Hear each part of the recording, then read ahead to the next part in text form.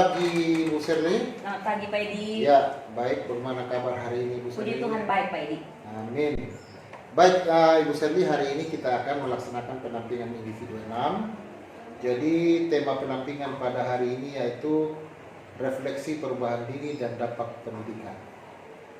Ada beberapa fokus penampingan hari ini yang ingin saya sampaikan kepada Ibu Sherly, yaitu yang pertama persiapan panen hasil belajar, pengumpulan survei umpan balik dan refleksi dari survei tingkat kompetensi guru penggerak, dan yang ketiga itu refleksi perubahan dalam pembelajaran yang sudah diterapkan selama 6 bulan terakhir ini, dan penilaian pemetaan aset, diskusi apakah tujuan programnya Ibu itu dikomunikasikan ke warga sekolah atau belum, dan terakhir itu Ibu membuat refleksi dan dokumentasi pemetaan aset secara kolaboratif dan silakan nanti diupload di LMS di penampingan individu anak.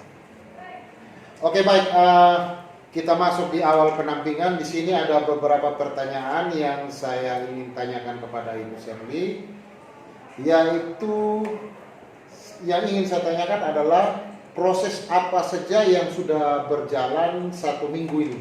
Kalau kemarin penampingan kemarin kan mungkin saya sering bertanya tentang proses yang berjalan 1 bulan. Iya, betul Pak Edi. Tapi karena dari penampingan individu 5 ke 6 ini kan hanya 1 minggu aja. Iya.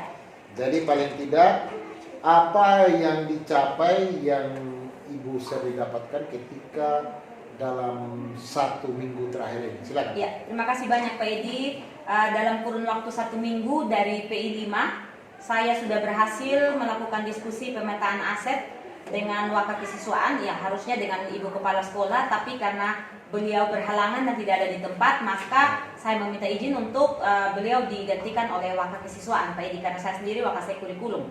Kemudian tokoh masyarakat, ada juga perwakilan komite, rekan guru, perwakilan orang tua, dan juga peserta didik. Kemudian untuk tindak lanjut dari Lokakarya 5 terkait dengan program yang berdampak positif pada murid yang saya rancangkan waktu Lokakarya 5, yaitu program bersimbah, bersih-bersih dan manfaatkan limbah. Saya sudah berdiskusi dengan beberapa rekan sejawat terkait program tersebut. Kemudian saya juga sudah mulai sedikit menceritakan tentang program tersebut kepada peserta didik dan juga mendengarkan ide mereka terkait perencanaan dan pelaksanaan program tersebut. Baik. Oke, baik, terima kasih. Saya sangat mengapresiasi kemajuan-kemajuan yang disampaikan oleh Ibu Sherly, termasuk hal baik yang Ibu Sherly sudah lakukan selama ini, termasuk di program. Baik, kita masuk di bagian inti penampingan. Di sini saya ingin berdiskusi dengan Ibu tentang refleksi hasil survei, yaitu feedback 360 derajat yang sudah Ibu pahami atau Ibu sudah lakukan berdasarkan hasil refleksi itu dari beberapa rekan sejawat, tokohnya sebagai kepala sekolah, ada peserta didik. Yang ingin saya tanyakan kepada Ibu, apa yang kurang baik atau yang perlu ditingkatkan menurut responden terhadap kompetensi Ibu, dan tolong Ibu jelaskan masing-masing responden itu. Silakan Ibu. Ya, terima kasih banyak Pak Edi. Jadi kemarin saya sudah beberapa saat yang lalu sudah saya sebarkan kuesioner yang sama dengan yang dilakukan pada PI 2. Kemudian dari kepala sekolah, rekan sejawat dan juga murid, saya mendapat feedback bahwa banyak peningkatan perubahan yang telah saya lakukan, di mana sekarang saya banyak melibatkan peserta didik. Kemudian juga saya dapat memaksimalkan dan mengelola aset yang sudah ada dan lain sebagainya Pak Edi. Dan untuk kedepannya ada beberapa poin juga yang saya dapat masukan khusus, yaitu dari rekan guru, kepala sekolah dan juga anak-anak terkait pada kompetensi kepemimpinan pembelajaran, khususnya pada poin terkait menyediakan kesempatan bagi orang tua atau wali murid untuk hadir di sekolah sebagai guru tamu. Itu saya dapat masukan seperti itu Pak Edi, dan saya rencananya akan meningkatkan. Oke.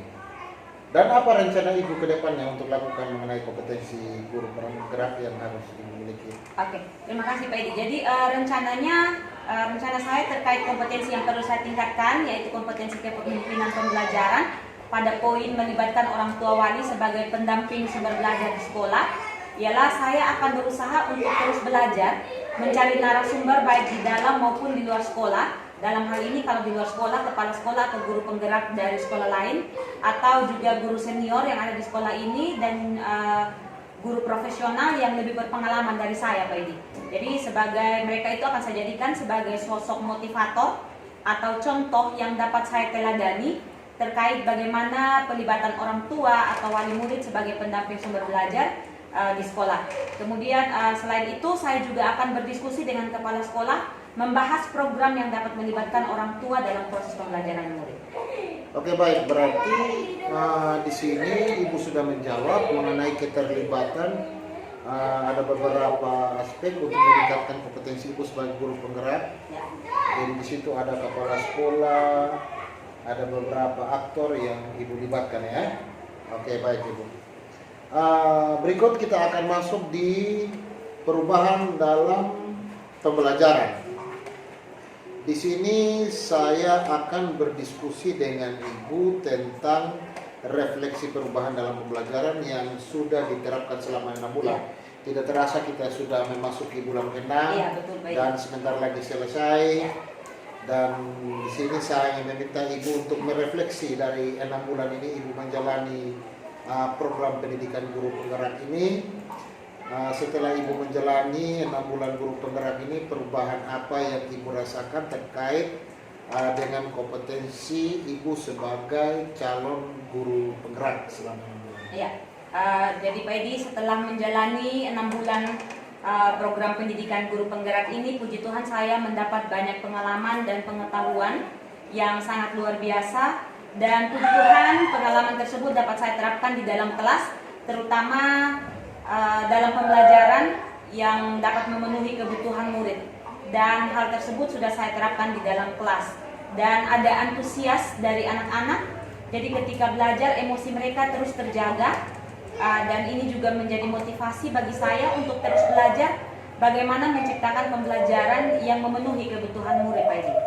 Selain itu saya juga mendapat banyak hal, termasuk bagaimana menangani siswa bermasalah dan bagaimana saya menerapkan program yang berdampak positif pada murid dengan melibatkan student agency. Oke, dari beberapa yang Ibu alami tadi, ada beberapa perubahan yang Ibu lakukan di sekolah selama 6 bulan ini, dan Ibu sudah menjelaskan.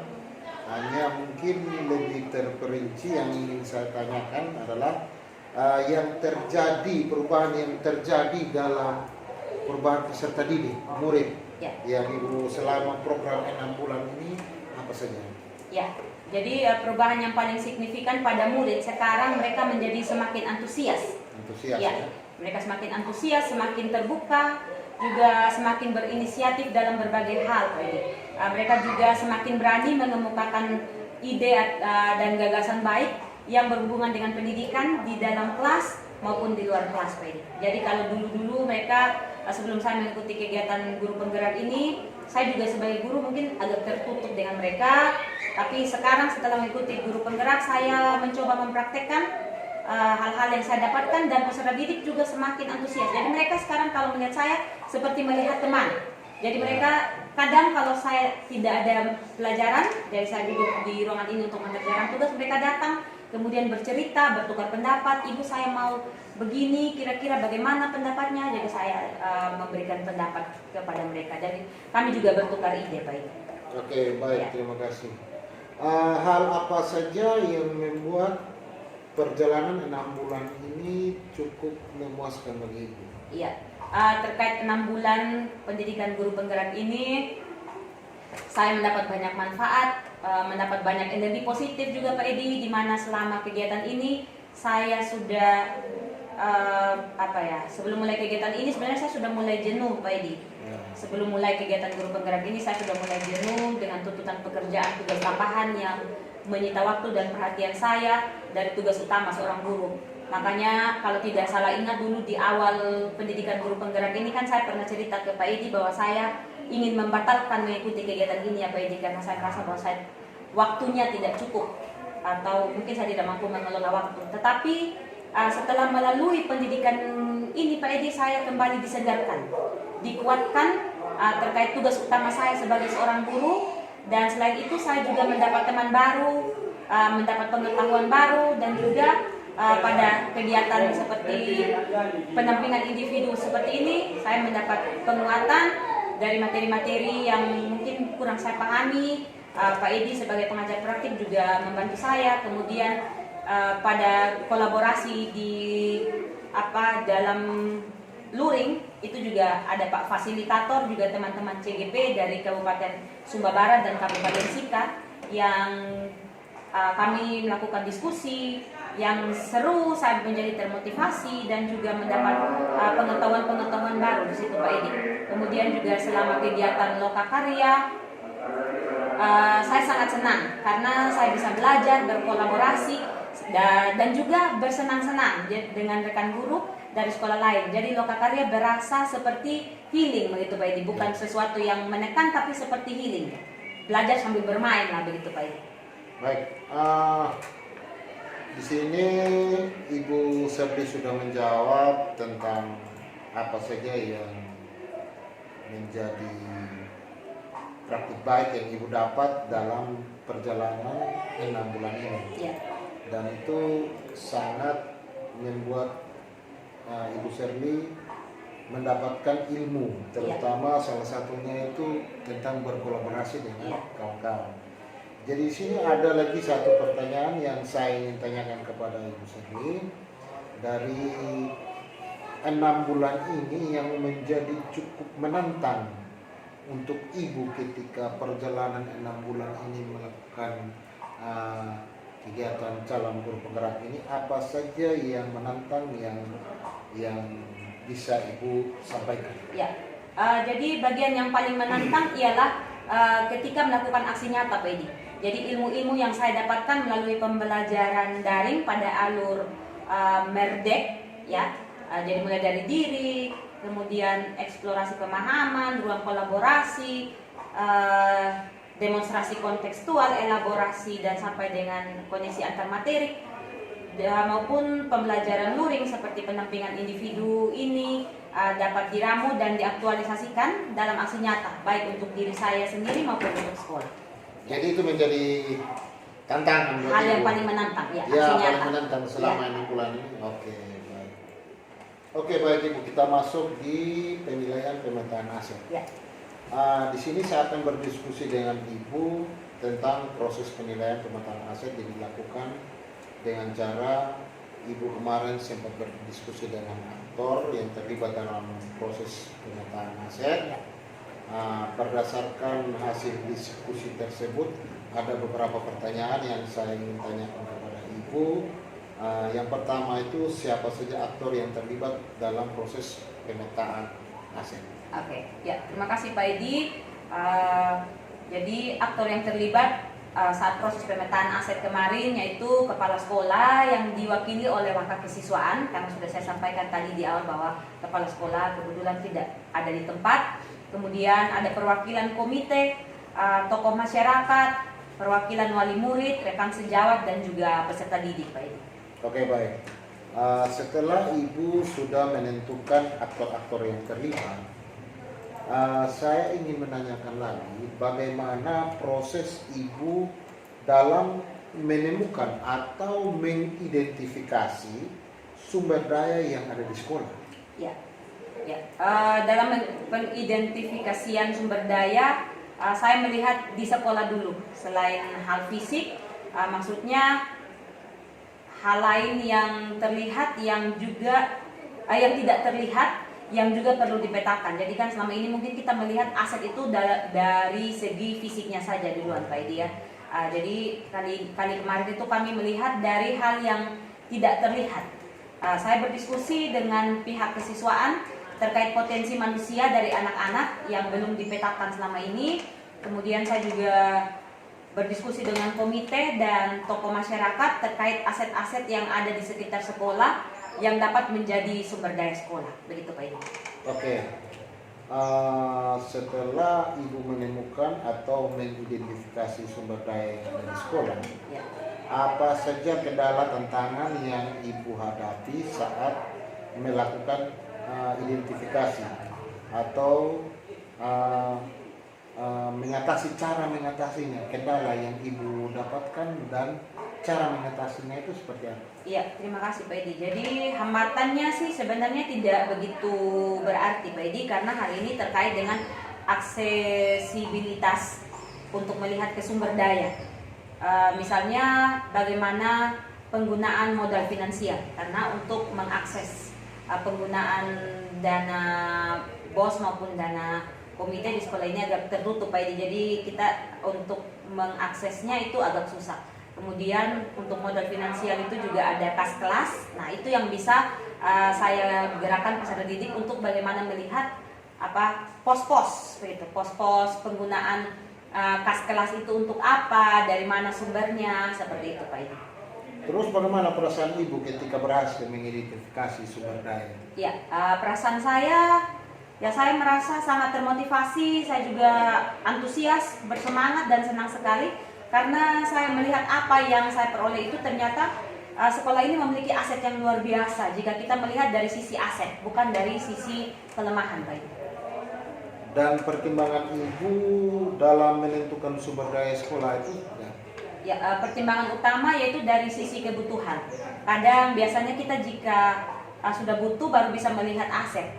Nah, selain itu juga dari sisi ketersediaan, artinya hal yang mungkin ada sekarang yang belum tentu ada lagi nantinya Pak. Jadi lebih berfokus pada dua sisi itu, namun juga ada sisi-sisi lainnya yang menjadi fokus pertimbangan Pak. Oke. Apakah terdapat hal lain yang dapat dijadikan sumber daya sekolah yang Ibu temukan dalam proses yang sudah berlangsung? Ya, yang belum saya temukan dalam proses ini yaitu mungkin terkait dengan ikatan alumni Pak. Ya, karena ikatan alumni di sekolah ini memang sudah terbentuk tapi belum terlalu berjalan dengan baik. Mungkin itu yang nanti akan saya coba lagi untuk lebih mendalam menemukan aset itu. Oke, baik. Terima kasih Ibu sudah menjelaskan tentang penilaian pemetaan aset.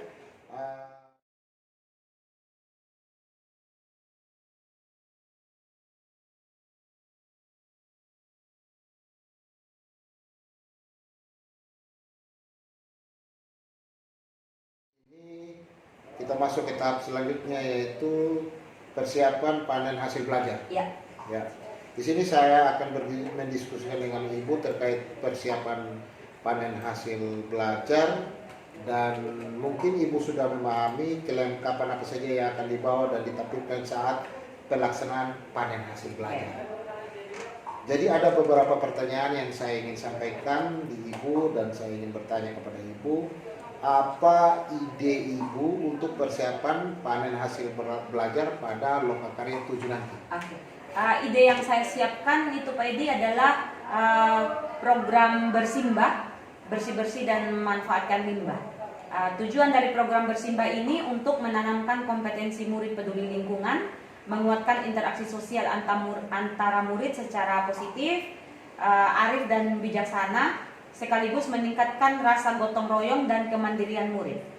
Murid juga dilatih untuk semakin kreatif dalam memanfaatkan limbah sebagai barang yang bernilai guna, berkolaborasi dengan berbagai pihak sehingga mampu mendorong murid memiliki jiwa kepemimpinan.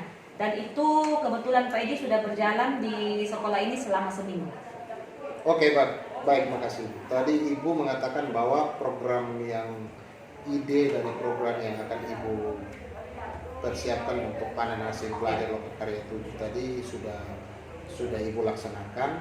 Dan di sini yang saya ingin tanyakan kepada Ibu, apa yang akan Ibu pamerkan saat panen hasil belajar nanti?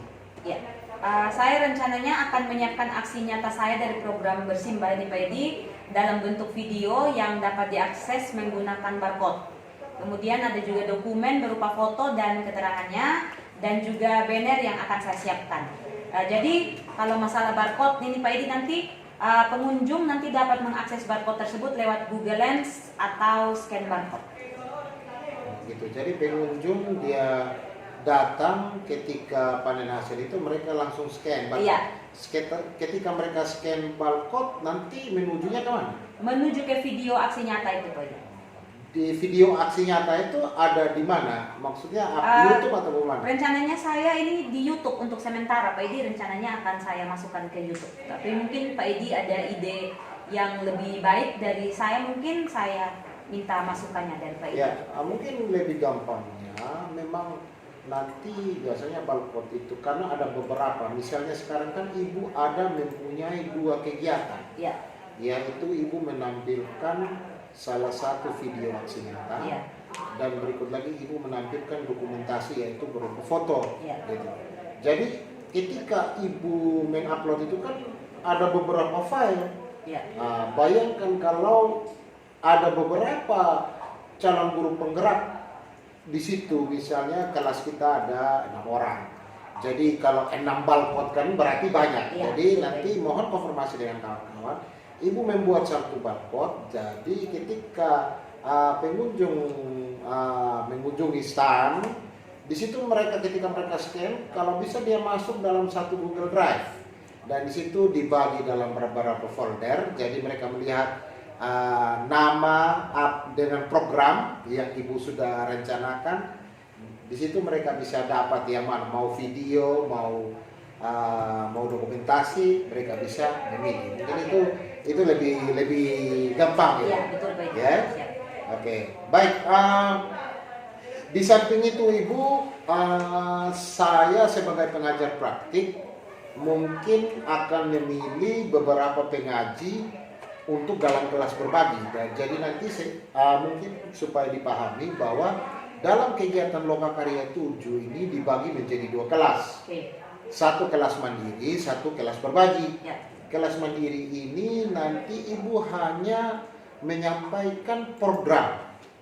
Program Ibu nanti di situ sebelum hari kedua, berarti yang menjadi tamu itu adalah teman-teman CGP untuk seluruh. Jadi mereka akan menjadi tamu dan pergi ke stand Ibu dan Ibu menyampaikan program. Dan pada hari kedua yaitu yang namanya kelas berbagi. Jadi di situ ada tamu-tamu daerah, terutama kalau memang BGB provinsi sama BGB kabupaten mengundang bupati datang. Jadi disitulah Ibu mempresentasikan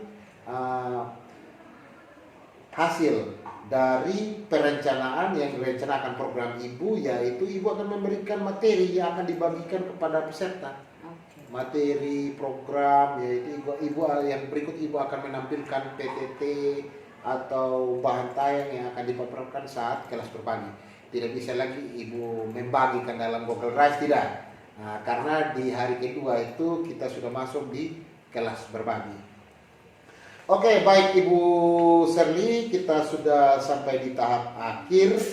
Di sini saya ingin memberikan apresiasi dan mengucapkan terima kasih banyak karena Ibu telah berbagi praktik baik itu dilakukan dalam daring maupun dalam luring selama 6 bulan ini. Tidak terasa 6 bulan ini sudah selesai, dan ini adalah pendampingan terakhir untuk Ibu Serly. Di sini mungkin saya ingin mendorong Ibu untuk terus memetakan sumber daya dalam melakukan perubahan dan perbaikan pembelajaran di sekolah ini. Dan jika ada hal-hal yang menurut Ibu harus perlu diketahui oleh fasilitator, seperti biasa nanti dicatat dalam jurnal komunikasi.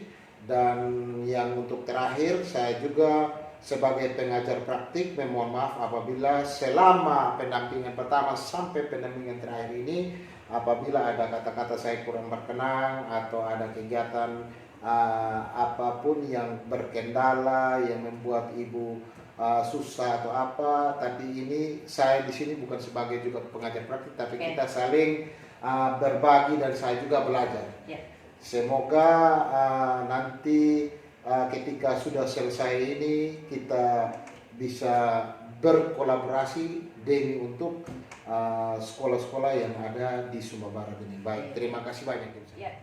Terima kasih banyak juga Pak Edi. Saya juga mohon maaf, jadi mungkin selama kegiatan pendampingan individu dari pendampingan individu 1 sampai dengan ke-6 ini mungkin ada kata-kata saya juga yang salah, perbuatan saya juga yang kurang menyenangkan, dan mungkin ada hal-hal yang memberatkan Pak Edi.